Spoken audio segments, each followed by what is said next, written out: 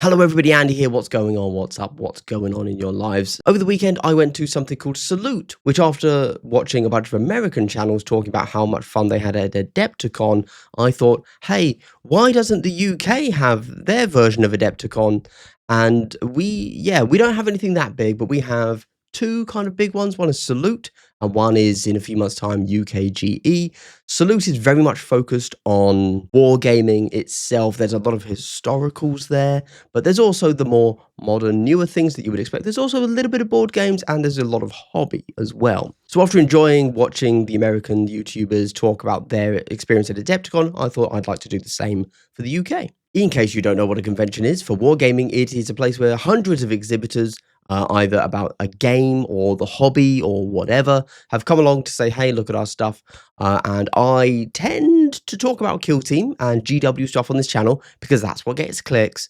However, I am an unabashed capital G gamer, and I do tend to like other things as well. I just don't talk about them too much. So I decided to take Salute, and when I go there, UK Game Expo in May, as a little bit of a break from Kill Team to talk about everything else out there. Alongside just me doing a bunch of interviews with people, I also wanted to get a whole lot of game demos, and it was going to be like I was going to do a week of kind of other games. I was going to do a game demo of how to play Starcraft and Conquest Lost Argument of Kings and Infinity and Warcrow and Spectre and Sand and all of these weird things out there from lots of different companies that were just small, unheard of, up to the biggest stuff out there that isn't Games Workshop, because Games Workshop is not at this event.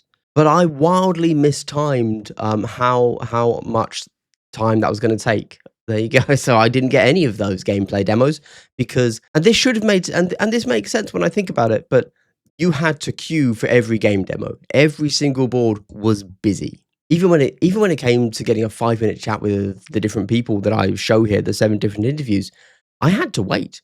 Like, they were very busy for obvious reasons. I had to awkwardly stand in a queue, like, excuse me, kind sir, would you mind talking to me for 5 minutes while I stick this microphone in your face? And I hate that, man. I have a YouTube channel, so I don't have to be in public. I don't like doing these things. In case you're wondering about the angle, I just stuck a DJI Osmo 6 here on my chest, and I walked around, and that's why I have the most unflattering angles in the game. You're welcome. Before I get into all of the interviews, I would also like to shout out that there are so many that I did not have a chance to talk about. Over on Instagram, I did try to shout out all the ones that I could, and I did shout out literally dozens. So I guess check me out there, but probably don't. I don't really care about Instagram. But I will say there were so many there that I would have liked to shout out and like made a big thing about. But I mean, the video is already about 50 minutes, and that's only taking 7 interviews. There are many there that I would have liked to have had an interview with to get the word out, even though I knew nothing about them. And there are many there that I would have liked to have had an interview with because I already know them and I think they're great and I want to talk about them, that I did not get interviews with, to be clear. Instead, we've got Starcraft because I'm really excited about that. We've got Spare Parts Emporium because that is run by Pete the Wargamer, who of course is a little bit in the Kill Team sphere, so you've got to shout out the Kill Teamers. We've got Bellum Wargames, who do Conquest, who I just think are really cool. Oh, these are all in timestamps below, by the way. Check that out. We've got Duncan Rhodes because paint, and I am, if you can't tell, this is a new background. All of the paint questions I have are going to be about airbrushing because I've just bought an airbrush station and got an airbrush. So if I'm oddly focused on airbrush, something I've never cared about before, that's why. And ultimately, I am asking these questions for myself because I want to know things. I also do an interview with Mantic because they're Mantic, which often have really fun, engaging systems, but for some reason never seem to hit it big, so I talk about them when I can. I also love their Dead Zone game. It's really cool. And then Green Stuff World, because they do so much of everything that I'm like, I've got to talk to them. What are they going to try and talk to me about? Because there's so much. So fingers crossed when I go to UK Games Expo in May, I will focus less on interviews and more on game demos. So hopefully you can all learn how to play more games. All right, here's the interviews. Enjoy. Right, how do I look? Perfect. As always, like a wargamer. I am the wargamer, so... Yeah. So, Jarek, hi, how's it going? Very great. Good, thank you very much. So, Starcraft, Archon Studios, where do we even begin? Starcraft obviously has a huge IP behind it. One of the things that I'm really interested in is both the models and also the mechanics of the game itself. If I had to ask you, what is the #1 reason that anybody, like the golden rule, why would people come to Starcraft instead of any other game? Let me start with IP. IP is so amazing, by the way. Yes. So it's a great IP. Been out there for many, many years, 20-something years. There's a great potential for this game, especially for the future releases. So it's not only 3 factions like everybody think it is. It's Sure. loads of sub-factions, lots of additional miniatures, additional releases, maybe even 4 faction, and maybe more content in the future. We never Maybe. know. We Sure. never know Who knows? what comes Yeah, out from yeah. them. Sure. That's the one thing. The other thing is basically the game itself. So we designed the game in the way that meant to be kind of sandboxing as well. So some portion of the game is given away to the community as well. Right. So like mission cards or maps and so on. Those things can be created by the community. But we have several unique rules you won't find in any other game, tabletop miniatures game. Right. So like a supply mechanic. Yes. We have a search mechanic, which is very, very board game mechanic introduced into the wargaming. So I wasn't sure about that mechanic when I was designing it, but after playtesting, you find out it's actually quite good. So, and the most important is give you a feel of the video game on a tabletop. Right. So you start with an empty table, you bring stuff on a table. You have simulate the fog of war. Exactly. Yes, simulate the fog of war. RTS. Yeah. So. Obviously activations, we have a slightly different way of activations. We kind of combine 2 of the best words. So you have a alternate activation, but with phases. So I do a thing, then you do a thing, but it's movement. But it's movement, then assault, combat, combat, and then close combat, I would say that way. So it's like divided in small chunks. It's much more easy to understand the game, much more easy to understand what's going on at the moment, much more easy to track the game. So loads of things which are core mechanic of the game, it's much easier to to interact, but in the same time, it's difficult to master the game. So, Great. It's everything we could ever want then. Perfect.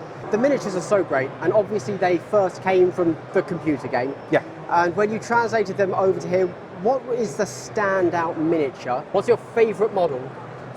Your is first Zeratul. wave? That's for sure. It's a Zeratul. Zeratul, which is Zeratul. Yes. Zeratul, the promo miniature. Yes. That's the one. It was actually sitting on my shelf about, I would say, 8 years. Oh wow! The full story is we started approaching Blizzard about 6 years ago about this IP. But before that, as our company name, Archon Studio, one of our sculptors did a small miniature for myself as a gift, as a birthday present, and that was Zeratul. It was actually the one Zeratul you see now in a box as a promo miniature. Slightly changed. We needed slightly change for plastic injection and so on. But it was that miniature, and that miniature was painted, sitting on my desk, and every time when I was going in my office, it was like saying to me, one day, just wait another day. You know what I'm saying? Yeah. So, effectively, eventually we got the license, but that's Zeratul. And of course, talking about license, a lot of people are used to either GW, where it's all made in the UK, or probably made in China. You are entirely in Poland, so you're EU. Can you talk a bit more about that? Because I think for a lot of people, it's very unheard of to have the full capability of GW, but just local. How did that come about? We ran our manufacturing we've been running from 2015. Sure. When we for the first time start to kind of working out through to plastic injection. Yeah. And then full scale manufacturing of plastic injection started in 2019. So we have a full warehouse of plastic goods. Yes. Obviously, we have all the machines, packaging machines, we have injection machines, CNC machines, and about 40 people just in the engineering team. So we not only make models for ourselves, we also OEM companies. So companies like Mantic, for instance, for the Kings of War line, we have a Bellum, we have a Asmodee with Star Wars. We do have, what is that there? The Battlefront, GF9. So all those companies basically, whenever you see something like made in Poland, it's made in our probably factory. from you, Yeah, so we have like a several branches of businesses, like this is OEM, there's also manufacturing of our own products, so Dungeons Lasers line, every single war game we're going to be working on and release in the future, because that's not the last one we're going to be announcing this year. Okay, I'm excited. Okay, sure. Hopefully, let's hope it's going to be we're going to have that one. So the manufacturing is made in Poland. We don't rely on any third party for the models miniatures. Okay. And out of all the companies out there, the miniatures company, we are the only one, except Games Workshop, of course, with own in-house plastic injection manufacturing, and I'm kind of proud of it. Yeah, no, it's very impressive. Yeah. But one thing that you do that others don't is, of course, your see-through plastic. Like that's not really used elsewhere. What's kind of why? So why? two reasons, because we can. Yeah. Okay. So this technology was developed by us about 3-4 years ago. Okay. And it was funny because I came to the office and said, look guys, we have to work on a clear plastic, because one day when we're going to be making Archon model, which is like a ball of energy, Sure. I need to have that technology in place. Yeah. So we kind of started with Dungeons and Lasers and Dragons and make them transparent dragons, and that was great. But then eventually we introduced to other things, like DNL is full of clear plastic elements. Now for Starcraft, it was kind of interesting because I was like having discussion with my sales team and in general with the sales team about, what's the customer's expectation for these products are. It's not only miniatures, great miniatures, and paint them, put them on a shelf, but how about if we add something, add some value, additional value that the competition is not doing. So kind of, pushing the envelope with the product. And then we said, okay, maybe we should include some clear plastic elements. Let's make those shooting effects. Let's make crystals. Let's make the visors. Let's introduce as many as possible elements of clear plastic, because the customers who just want to paint the models and put them just on the shelf without playing the game, it's going to be more than happy with what exactly he's got it. Yeah. So that was the goal. That was the goal. Just push the envelope. Yes. Obviously, wargaming tends to be a hobby, not a game. And I've seen your models now fully painted and also as just the naked plastic. And I'm not a fan of painting. And I really like that you've done the different colored plastic. So if you don't want to paint, actually I think the translucents make them, like you already have two tones on a model. And it's really impressive. So I think really good. Yeah, we did that. That came from me visiting one of the hobby stores. Right. And there was a game on the table, and then everything was grey. Like it was a massive grey blob of things moving, and I couldn't differentiate what is what. So I said, well, if we're going to make a Starcraft, we have to at least have colors for each of the faction, just for them to be differentiated, and then let's come up with some great materials for that. Like Marines, if you have a look on the color, it's a blue color, but it's a metallic blue. And actually, when you assemble the model, even if you just wash it, it's more than enough. Right. So, you pull out just enough contrast to have almost, I would call it, board game plus. Kind of. We have a great material for Protoss. It was actually gold metallic color. Right. But it had some defects. So we didn't want it to introduce. Maybe one day when we fix the problems with defects on those things, it requires lots of engineering to actually do that. Maybe we'll be able to introduce. But still, that yellow color, it's enough. It's a good tone. Yes, it looks great. To see the miniatures in detail, and it doesn't blur, because the problem with the material, especially for the injection or even miniatures, the whiter you go with the material color, the less detail actually your eye can see it, because the light doesn't bounce out. For sure. So the yellow one was tricky as well. So we needed to make it much more mustard color than the yellow itself, than actually show you all the miniatures detail. Excellent. And so the final question has to be, Warcraft when? So, Pete, the Wargamer, or Spare Parts Emporium owner, of course. What is all of this? So, as someone who is a kit basher, I kind of got sick and tired of having to buy whole kits to get just one or few components that I needed. So I thought, well, why don't I make my own kits of just the bits that I want, and then other people like the idea. So I started out with Dead Animal Bits, which is, as the name suggests, it's got lots of animal horns, ram bones, skulls, everything like that you'd expect to see. Things that you want to adorn your bases with, all your models.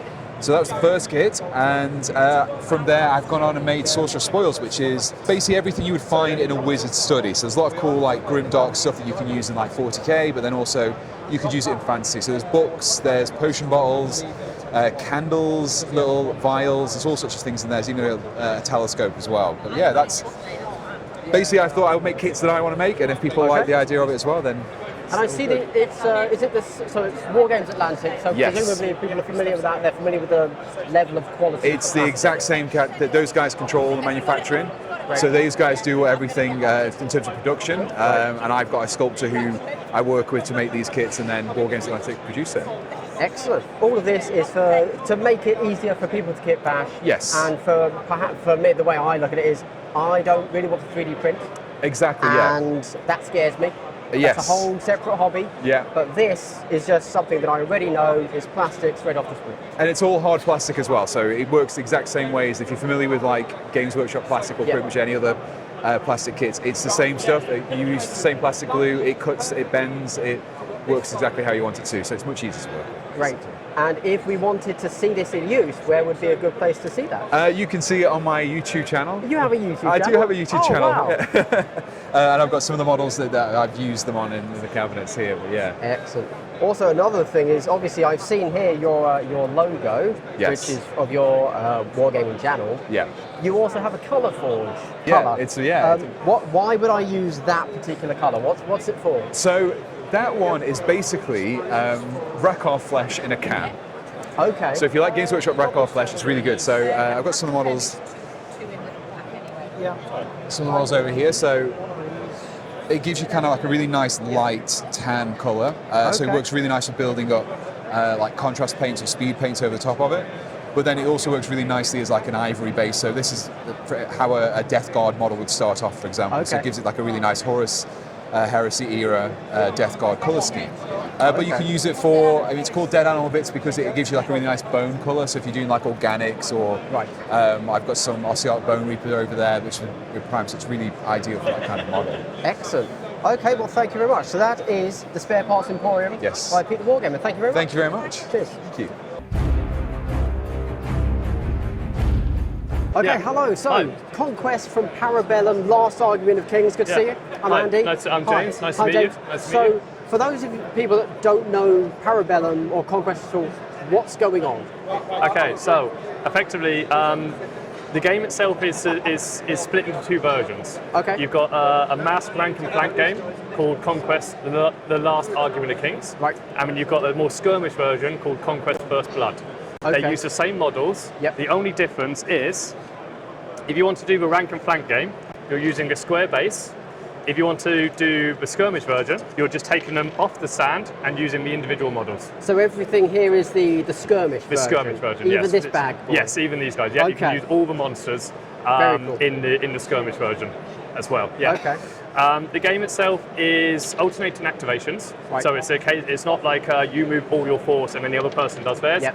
You activate a unit, and then I activate a unit, and we keep going until the end of a round. And when we don't have any more units to activate, the round ends and we go on to the next one. Okay. It's also done all via cards as well. How do you mean? So Because you've got models. I've got models. So what do the cards do? But the cards are what I'm activating with as such. So Oh, okay. if I'm playing the last argument, the rank and flank one, I am, first of all, at the beginning, I'm taking all the cards equal to the regiments I've got, or the units I've got on the field. So let's say I've got a unit of Crimson Tower, Knights, I've got Bowmen, I've got Infantry, I'm taking all the cards, and I'm putting them into order that I want them to activate. Okay. I'm then putting that face down. So that's a little bit like a hidden secret mechanic. Yes. Okay. Yes. The opponent knows what I have on the board Yep. and what's coming on the board, but they don't know the order I put them in. Okay. I'm putting it face down.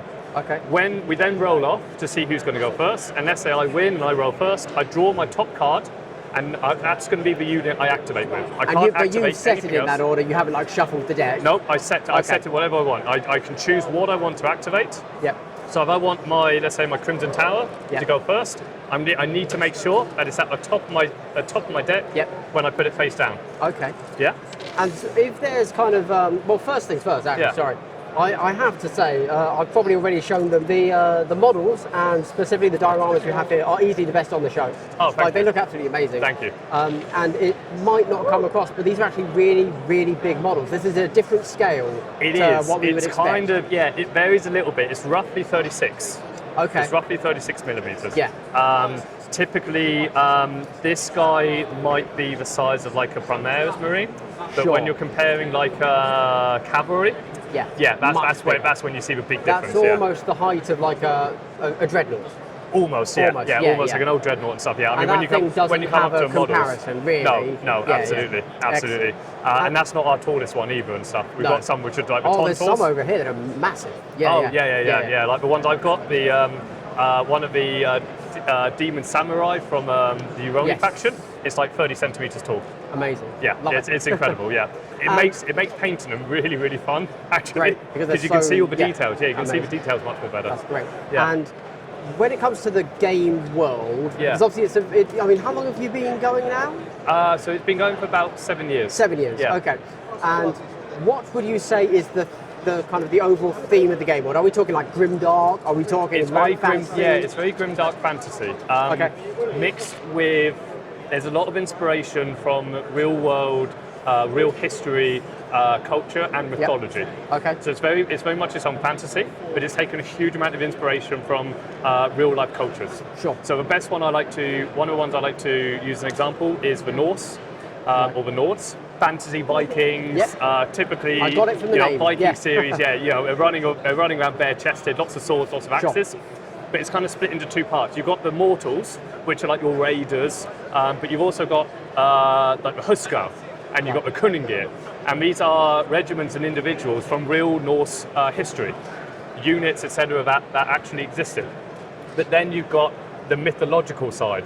So you've got Jotners, you've got a sea Jotner, you've got an ice Jotner, you've got a mountain Jotner, you've also got Urga and werewolves, and all of these are elements in Norse mythology that kind of existed in that sense, and that's been brought in. Excellent. So all the factions, or most of the factions, have got that real inspiration. And so you've got kind of everything from, I don't want any of that, I want medieval knights. You've got you that got these, yeah. You got these guys. You've got the 100 Kingdoms, which are your staple kind of fantasy medieval faction. They're what you'd expect. Yeah, almost. yeah. Brave men. Lots of variation. But even in the other factions, there's lots of different sub factions. You've got like the 100 Kingdoms have their own kind of like weird religion.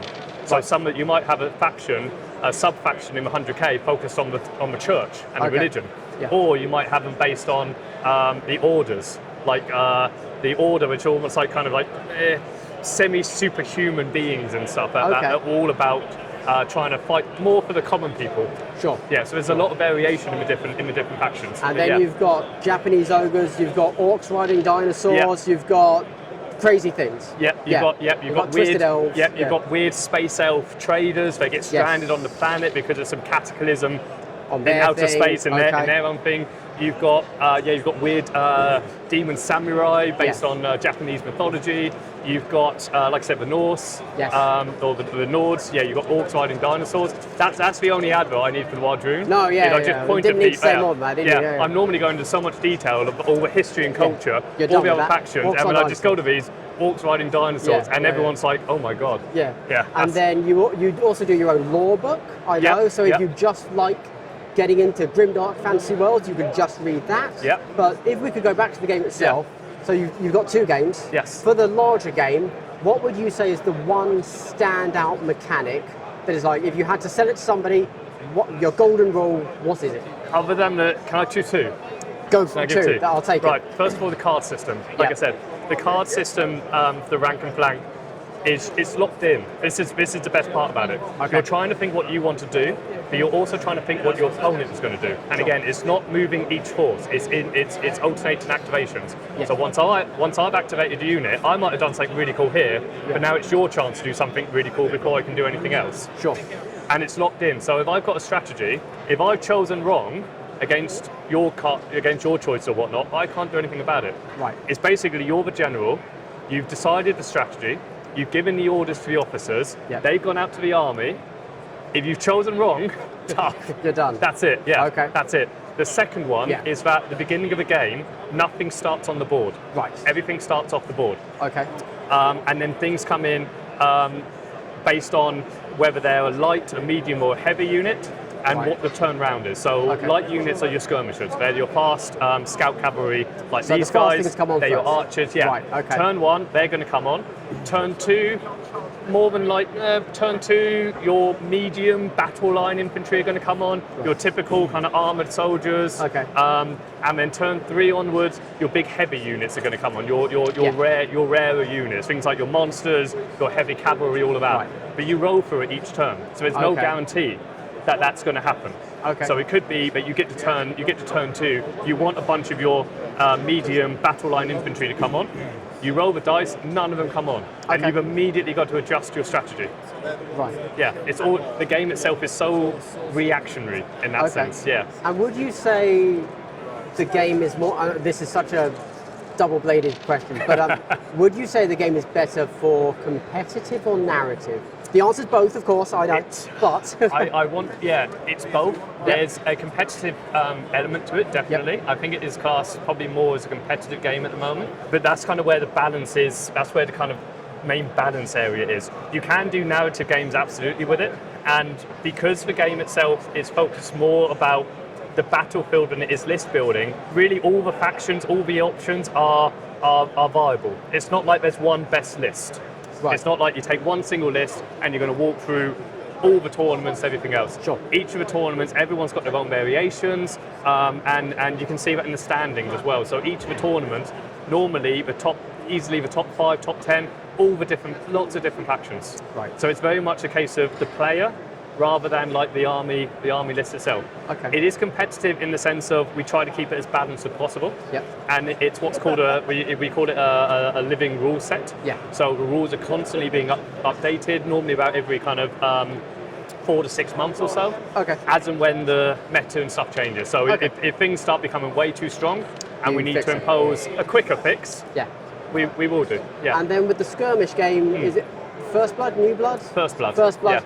Yeah. What would you say is the standout rule for First Blood? Like, why would I play that skirmish game over any other? Probably the dynamic of how the attacking and defending works. Okay. So normally you'd roll a dice and you're comparing it on a value, and if you get that value, so let's say like the knight here has got a value of 3, Yeah. and you roll a 3 grand, that's hit, and then the person's doing a defense test, and their defense is 3, and they rolled a 4, and they failed, they take a wound. Yeah. Instead, with First Blood, what you're doing is you're rolling set dice, but you're comparing it with each other. So Okay. the attacker will roll his dice, have the best results laid out. Yeah. The defender is rolling their defense dice, and then they're comparing them. Okay. And they're equaling themselves out. Okay. So if there's any left there, so if the attacker has any have any dice left that the defender didn't negate, Hasn't blocked. those are wounds that go through. Yeah. Okay. So it's not just a case of roll, attacking, roll, defense, Sure. see what happens. It's very much, and it keeps both players really engaged. It's alternating activations again, so the engagement is always very high. But even on the turns when it's not you, you're still fully invested because you are going to have to roll and compare and everything else. Yeah. Excellent. Okay, well, thank you very much. You're very welcome. That's Conquest Yeah. Bellum. Brilliant. Thank you. Cheers. Bye. Thanks so much.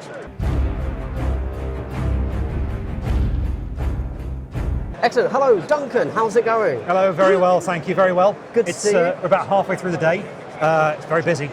Excellent. And of course, you run the Duncan Rhodes Painting Academy and you sell two thin coats. Well, that's right. Well, I am joint owner of Duncan Rhodes Painting Academy. I do so with my business partner, Roger. And we left Games Workshop together to set this all up. We're a website dedicated to teaching painting techniques. Excellent. We work alongside Transatlantis Games, who manufacture our paints and they license our brand. And we work very closely together on the development of all the products. So we have those on sale here as well. Excellent. And I guess the number one question I have has to be, why would I buy your paints instead of other paints? Because there's so many on the market now. Well, Why two thin coats? it's a very good question. It's because these paints are really high quality and they're fantastic. So when we're developing them, Transatlantis Games approached us wanting to make a just selection of colours, and we said sure, but we'd like to do it with a triad-based system so that beginners can learn how to mix the colours together, how to use them to get good highlights and shading. And we then got to choose the colours and go through them one at a time to adjust the mix to make them behave in the way that we wanted to. Okay. So I was really looking to make sure they had good opacity about them. I wanted them to be nice and smooth. I wanted them to have a good finish to them, a nice matte finish as well. And unbeknownst to me, this meant that the chemist was having to mix in quite expensive ingredients Right. and doing very clever things to make the formula correct. Now the result is that they're really high quality and they behave really well, and the constant feedback we get is that people find paintings easier with these because they just do what they want them to do, Okay. and they dry nice and smooth as well. Right. So that's the main reason. Now this wasn't known to me up until the point they went on sale, but there you go. That's what makes them stand out. Hey, the chemist does what the chemist does. Absolutely. Yeah. They explained to me in English, I just didn't understand it. That's fair. I'm quite a beginner painter. Yes. Why would I go with, from a beginner painter's perspective, why would I go with two thin coats over any of the other brands? What specifically is cool about your thing? Well, on your painting journey, you'll find Yes. that all the brands have different feels about them, different strengths and weaknesses, and you become more attuned to this as you go along. Our colours are very beginner friendly in that the colour's nice and strong and it'll cover well, it'll dry smoothly, and it'll mean that you'll get the hang of applying the paint smoothly and getting that smooth result quickly, as opposed to having to do lots of coats with the paint thinned down. So we were very keen on that when we were working out the opacity to them. So they're very highly pigment dense, you see. So you'll find that as you get the hang of applying neat base coats and controlling the paint, these paints will react very well to you. So it'll just help those initial stages of learning brush control, essentially. Okay, great. I'm looking to start my airbrush journey. How do your things go? I know nothing about airbrushing. I'm probably asking the wrong question. How do is there anything about your paints that go well into airbrushes? Well, they do. They're going very well. So, like any paint, you have to adjust how much of the thinner you put in there to make sure it flows correctly. But we know a lot of people who airbrush loads of our paints. In fact, a lot of the guys at Translands Games airbrush stuff all the time. Now, I personally don't, because for the Painting Academy, we know a lot of people don't have access to an airbrush. Yes. And there's a tendency for a lot of painting tutorials to use them. And because it's easy and cheating, exactly. Isn't it? Yes. Oh, well, it's not cheating, How dare but they? Yeah. we just don't want to price anybody out of being able to follow our guides. Sure. So we also make sure our guides are adaptable to using any sort of paint brand that you want. But we do know a lot of people do have great success with them. So if you're interested in learning about airbrushing, they definitely are a viable option for it. Great. And do you have a favourite colour from the whole range? Oh, that's like trying to choose a favourite child. Well, we all have one. Depending on what day of the week, Sure. I'll pick different things. At the moment, I'd say it'd be this blue, because I've been using it for some Napoleonic stuff. But I always find myself using Griffin Claw for all kinds of things. That's just a really handy, useful colour. So, Excellent. yeah. Thank you very much. Have a good one. Very Bye. welcome. No worries.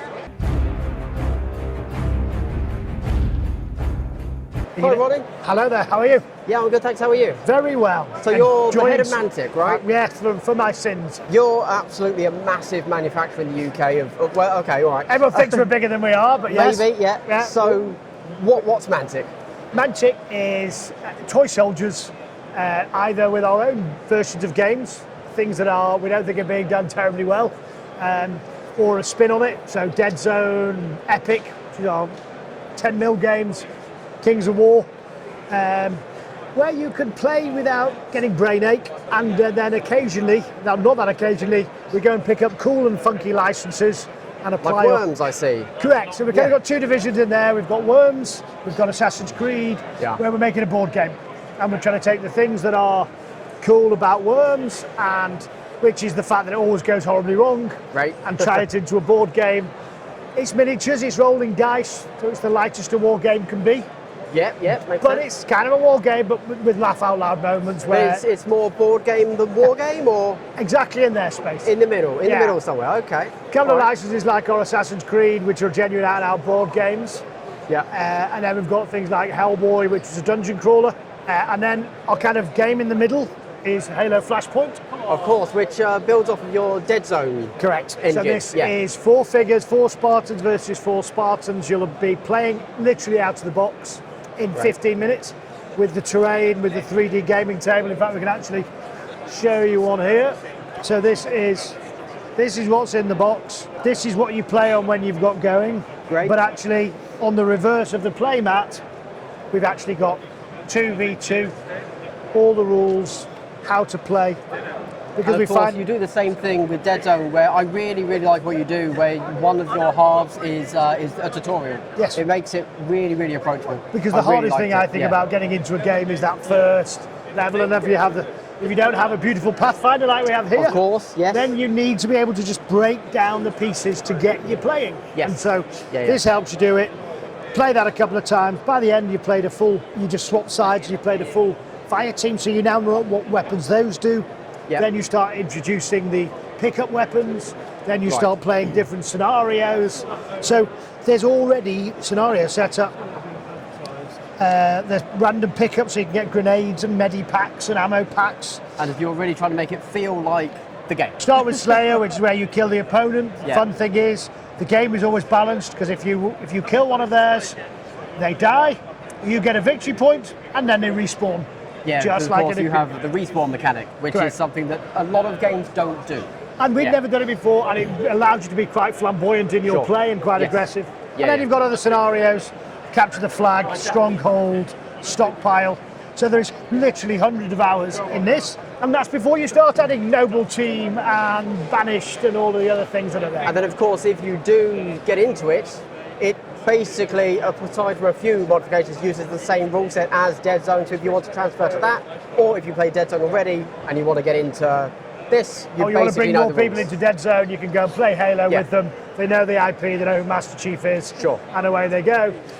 Dead Zone's that little bit more crunchy, it's that little bit more Yeah. hobby, there's more army list building and everything else. Yeah. But Halo's growing, we've got new releases out here. Great. Banish just came up. Kings of War. So so you've just released a new edition. Yeah, fourth ed. Yeah, so that's been 12 and you years. also have champions. Yeah. And I don't. What's the difference? Right, so what we found is that Kings of War Yep. is a very slick, fast rank and flank mass Okay. battle fantasy Yes. game. So hundreds of figures. The great thing about it, it's a wonderful, deep, rich hobby with now 20 plus armies. Right. The hardest thing about it is you need 200 figures before you get started. Yes, of course. And Great. so what we'd launched a while ago was some ambush sets, which were mini games of Kings of War. And while we enjoyed them, Yeah. we found because they were basically small parts of a bigger game, they lacked some of the crunch. Yep. So we actually designed champions. And what that is this is the champion, a very characterful, fun figure. Obviously he's the baddie, Yep. as you can see, the bloody cardinal. Yep. And then this is the Basilean champion. And in champions, the champion is a little bit more powerful. They Sure. have more of an impact on the game than they would in Kings of War at Okay. this level. Very cool. Everything you need to play is in the box, and we've given you a really nice variety of units.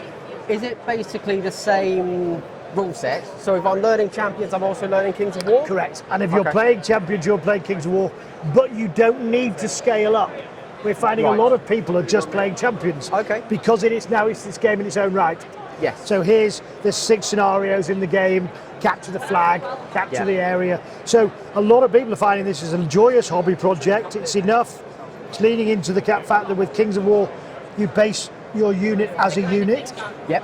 So then you've got really beautiful hobby opportunities to thematically theme your army. And a lot of people are just playing this, they're enjoying it. You can play it in an hour and a half. Sure. And people then go, you know what, I'm going to play a different champions faction.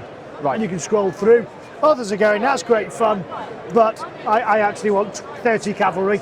Right, yeah, let's go play Kings of War. Yeah, and let's yeah. scale up. And Okay. it's all the same base sizes. Yeah. So the heavy investment, which is the timing and the painting, scales up. And for a long time, correct me if I'm wrong here, but for a long time, wasn't Kings of War kind of your main tournament game? Like Yep. you got the most events For it? a long time. Is you that know, still the case, or how's it going in Well, the fall? we've kind of, so there's Kings of War. We've got a sci-fi universe called the Warpath universe that had a huge monster Kickstarter. It's over there in back. Let's head Yeah. over there, which is a 10 mil game. We had to go when Legion Imperialis came out. We kind of had to ask Of our course, fans. you had to, yeah. Hey guys, we need to do a lot of plastics here. Are you up for this? And I think because Legion Imperialis was only Marines, and we were going to do Everything. originally 4 factions, and we ended up doing 8. Right. And a hard plastic, and it was a slicker. We felt there was space in the game space to make something, so that came out. That set where Dead Zone and War and Firefight are. Yes. So that universe is kind of taking off, but at the moment, people are doing the Warpath stuff. Right. That's been in the ascendancy. Great. And then Halo has essentially attracted a whole group of new players that have never played Mantic before. Right. So I think we've probably got, in answer to your question, is Kings of War on number 1? Yes. And we've got another group that's Halo. Okay.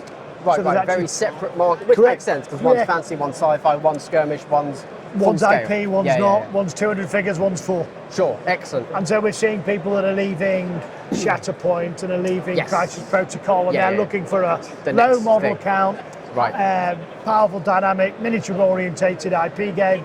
They're dropping into Halo. Great.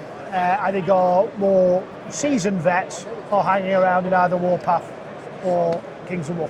Excellent. And what's next for Mantic? What we've got next? Well, look, actually, we're now using Kickstarter for very specific projects. Okay. And those are only 2 reasons. One, things like when we did Epic, we Yeah. knew there was going to be literally hundreds of thousands of pounds worth of tooling. Yes, of course, for the plastics. Yeah. And so in order to do it justice, we went out there and said, guys, can you fund us? Can you come on board? Yeah. We need that cash up front to fund the tooling. We've just done something called Dreadball All Stars. Yes, I saw that. Yes. Yeah. Which was With, written by Jervis Johnson, Yeah. There who you go. wrote the original Dreadball. Yeah. And we said, look, you've done fantasy.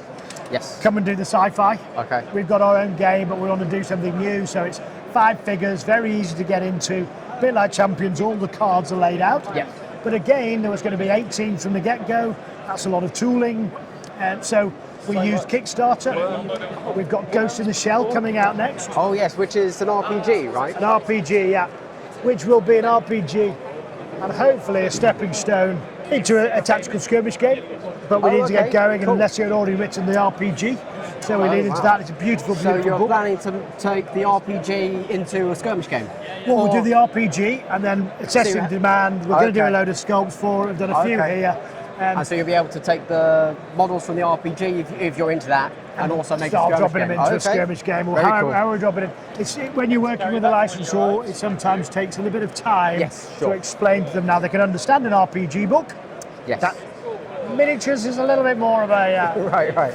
And then the New Kings of War book, more epic releases. So the New Kings of War book is the next 4 armies. Oh, okay. The next 4 parts of the story, a few rules tweaks, Right. which we only do twice a year. Okay. Very cool. Well, thank you very much. My pleasure. Thank you for All the best. Thank you.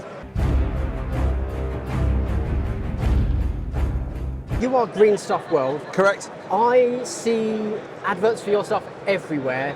What do you actually do? Okay, so the brand was originally established about 14 years ago with the product Green Stuff Putty. Since then, we've up to thousands of products, ranging from basic heavy body acrylics, brushes, rolling pins, texture pastes, pigments, airbrushes. Right, Just so got a everything. vast array. Yeah. I think the last thing I bought from you was you do like scenics, like I wanted some force fields for my Yep, guys absolutely, and yep, like yep. some gun effect, and you Yep. sell all of that. Correct, yeah. And you sell, if I'm honest, I didn't know that you actually did paints. So how long have you been doing this, and why well, would the- I buy strangely, your paints yeah, over others? Yeah, the paints were actually the backbone of the original range. Right. Over time, we've added more and more paints, more Right. special effects, rust patinas, liquid pigments, fluorescents. So we've got a vast range. A lot of people know us because of the name, because of modelling putty. Yes, yeah, But obviously yeah. we've got a really deep range. And then you started with that, and then you just kept going. Correct, basically. yeah. And obviously Excellent. demand just continues to push us to make more cool things. Right. So we're even now working on stuff, Dungeons and Dragons, placeholders, dice, Right. dice trays. It's so broad, even down to model train.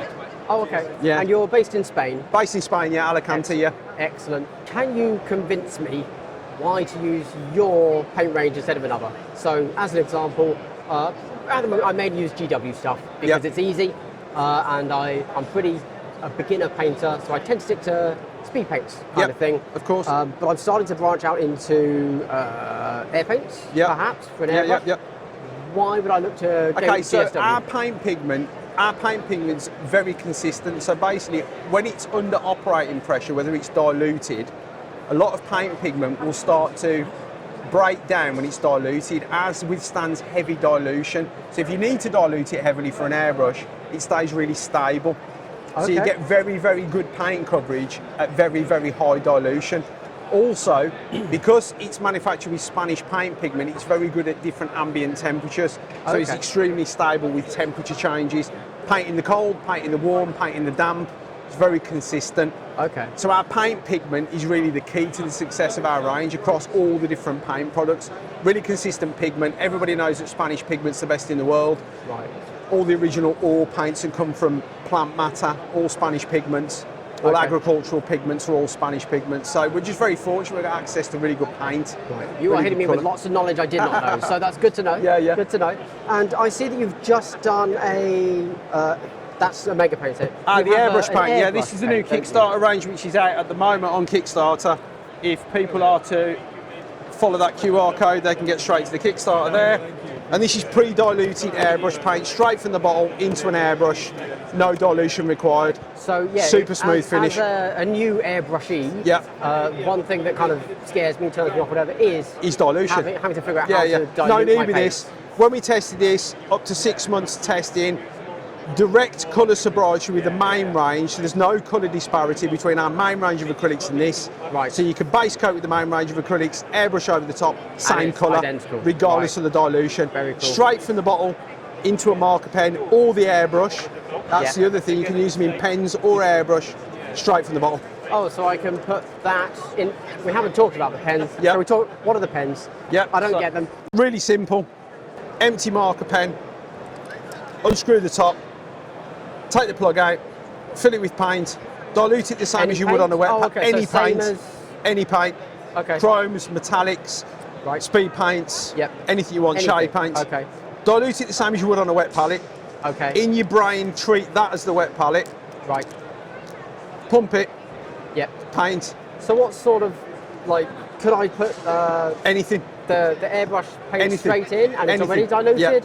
But if I put in one of your normal paints, I'd have to You dilute dilute it. the same as a Okay, wet palette, right, yeah. right. So basically, if you treat the cylinder like a wet palette Yep. and use that the same in your brain, you're going to dilute it the same. Yep. Obviously, these need no dilution. Right. Straight into the pen. Excellent. And one thing that also interests me is acrylic inks. Yep. What am I meant to do with them? Okay, so acrylic inks normally in two formats, normally opaque and transparent. The advantage with acrylic inks is you're getting a high shot of colour density in a very thin product. Right. So it's pre-thinned, so Okay. you'll get very vivid colours and very, very soft coverage, Right. which is unusual because you can't get that with normal acrylics. Okay. It's normally a very thick coverage to get vivid colours. Right. So the transparent inks are particularly good if you want to build up soft layers over time and remain with some transparency to see the colour beneath. Yep. Transparent inks are the key. And inks can be used both with brush, And with airbrush. pen, And and pens. with airbrush. Yeah, correct. Excellent. But apart from the paints, because you mainly have the paints out here, you do Yeah. everything. Yeah, There's nothing you don't do. Terrain pieces are a good thing for us. We've got Right. lots of different terrain effects, texture paste, Okay. weathering powders, Yes. colour pigments, foliage, It leaf just- cutters. The list continues. Yeah, Excellent. it's a big list, yeah. Yeah, excellent. It's an overwhelming list for us sometimes. Great. Well, thank you very much. You're very welcome. Pleasure to meet Have a you. good one. See ya. Thanks.